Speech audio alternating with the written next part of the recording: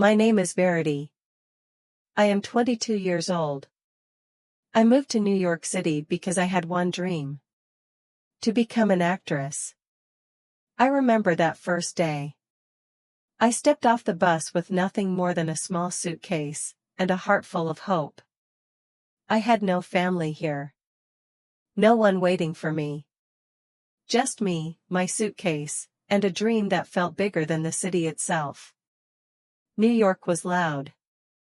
Busy. The buildings were tall, the people were fast, and I was just another girl trying not to get lost. I rented a small one-room apartment, barely enough space to walk. The walls were thin, the ceiling leaked when it rained, and the heater worked only half the time. To pay rent, I worked every job I could find. Waitressing. Cleaning. Handing out flyers in the cold. Some nights, I went to bed with an empty stomach. But still, every morning, I woke up believing maybe today would be the day my life changed. I went to audition after audition. I practiced lines. I fixed my hair. I smiled, I cried, I gave everything I had.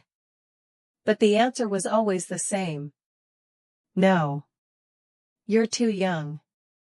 You're not ready. We'll call you. But they never called.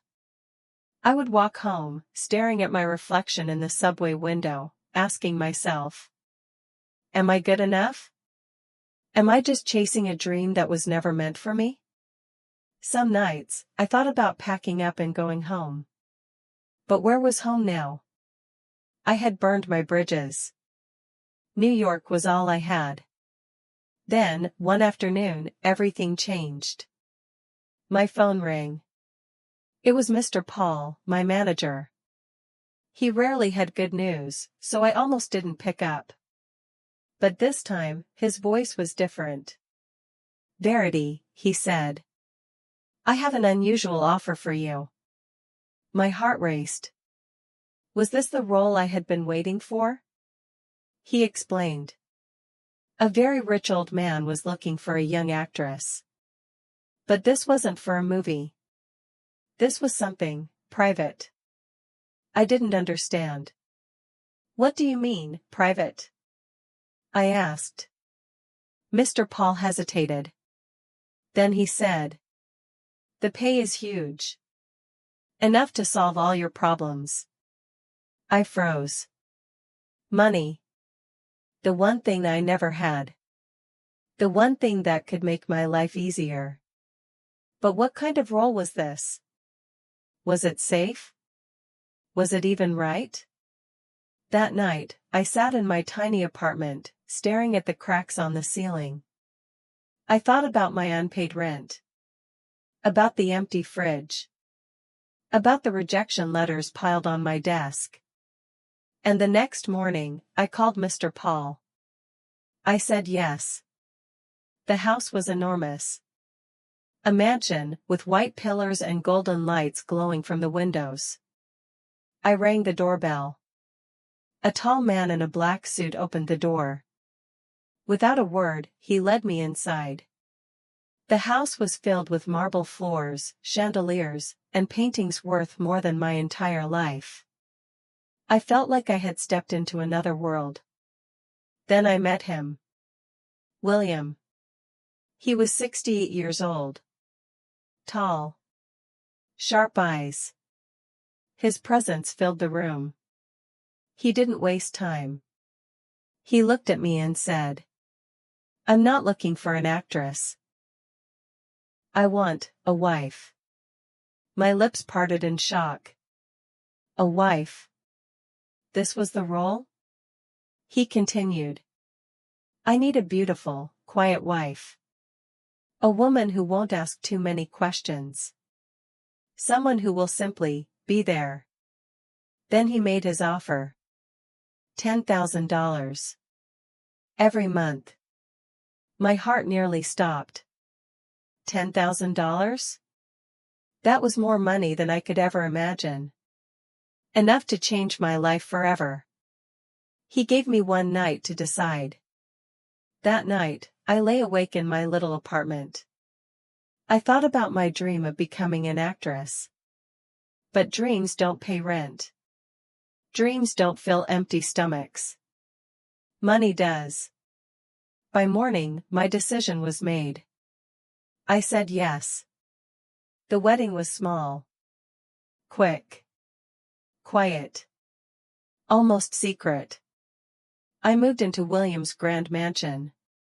He showered me with gifts.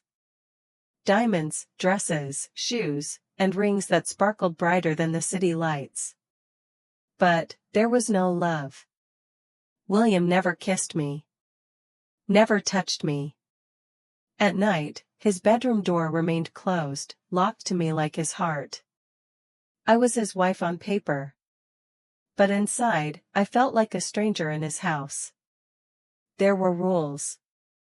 So many rules. At parties, I had to smile, to act happy. I couldn't ask questions. I was never allowed inside his office. That was the strictest rule of all. I had money. I had luxury. But I didn't have what I truly wanted. Love. One evening, at a glamorous party, a woman approached me. Her eyes were sharp. Her lips tight with anger.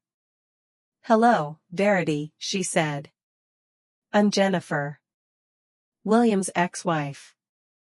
My heart skipped. I hadn't known he was married before. Jennifer leaned closer. Her words were like poison. "He married you for the will. Didn't he tell you? He must stay married for 1 year to inherit his family's fortune. If he fails, everything goes to his son." Her words cut me open.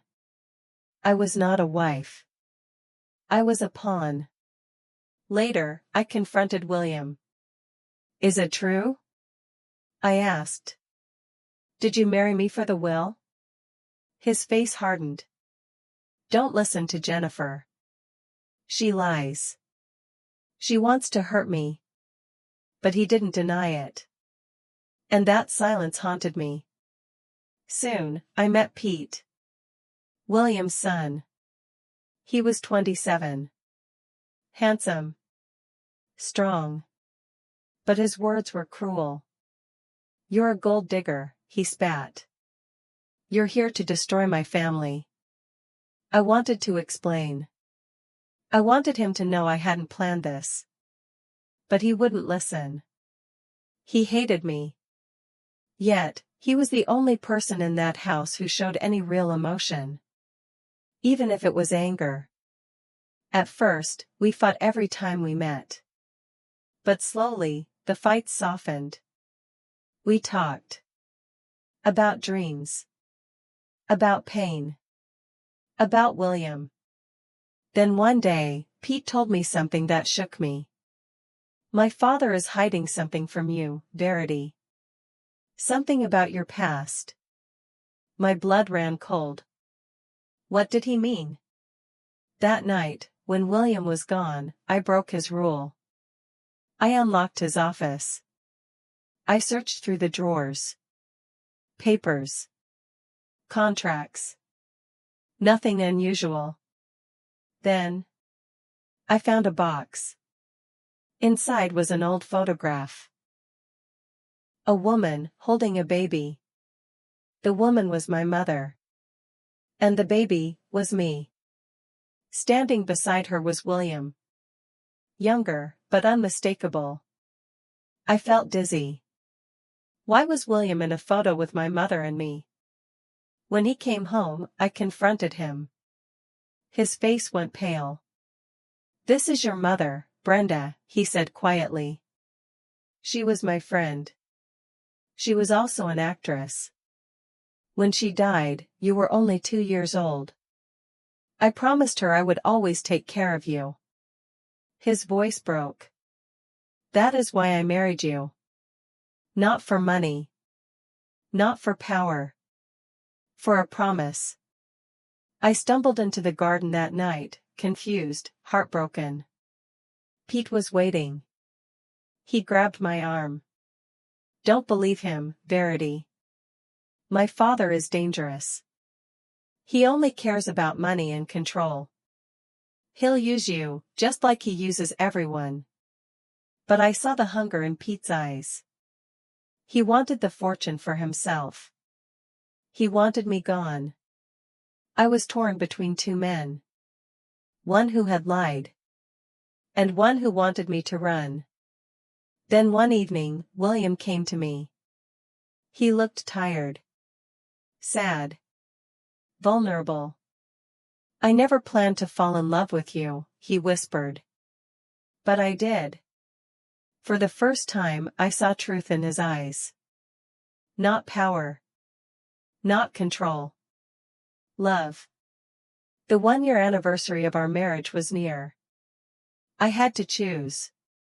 A week later, I stood before William's fireplace. In my hands was the marriage contract. I threw it into the flames. If I stay, I told him softly, it will not be for money. It will be for something real. He walked to me, tore his own contract into pieces, and let them fall like ashes. In that moment, our marriage became real. Life changed. I was no longer just a poor girl chasing a dream. I was a woman who had found love.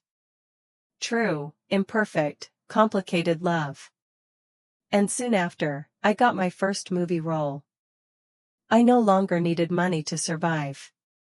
Because I had something far more valuable. A partner who loved me for who I truly was. I learned that happiness doesn't come from diamonds or mansions. It comes from love. From choices made with the heart. And that is the greatest role I will ever play.